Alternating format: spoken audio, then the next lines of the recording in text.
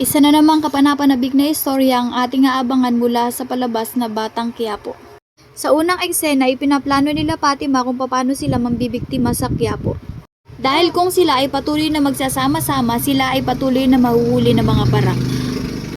Kahit labag sa kanila na bumalik sa dating gawi ay kinakailangan nilang gawin ito para sa kuya niyang si Maki.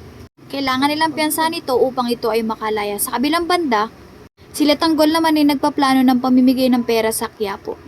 Habang si Mayor naman ay galit na galit dahil hindi pa malaman kung sino ang dahilan kung bakit muntik siyang mamatay sa naturing job fair. At ang hepe naman ay naghahanap ng masisisi dahil hindi nila malaman ang punot dulo kung bakit may nagtatangkang pumatay kay Mayor. Sa kaawa-awang banda, si Maki naman ay patuloy na dinidiin ni Hepe. Dito sa senaryong ito, nag-uusap ang barkada ni Tanggol kung paano sila magdidistribute ng pera sa Quiapo. Dahil ani nila ay sobrang dami ng tao dito.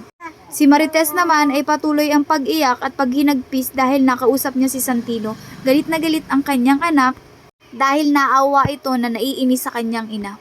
Dahil sa patuloy na pagtitiis sa kanyang ama na si Rigor. Hindi matanggap ni Santino kung paano tinatrato ni Rigor ang kanyang ina. Kaya hinamon niya ito ng suntukan. Lumaban si Santino at pinagtulungan ni Rigor at ni David si Santino. Kaya hindi ito nakalaban. Si Marites naman ay nagpaplano kung paano siya makakawala kay Rigor.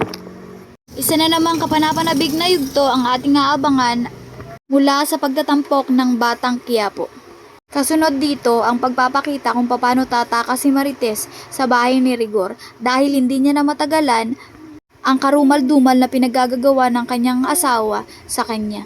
At ito ang magiging dahilan ng pagkikita nila ni Ramon Montenegro. Kaya kung hindi ka pa nakasubscribe sa aking channel, sumuscribe ka na para panatilihing naka-updated sa mga susunod na kabanata ng Batang Quiapo para hindi ka huli sa susunod na kabanata. Maraming salamat po. Thank you for watching.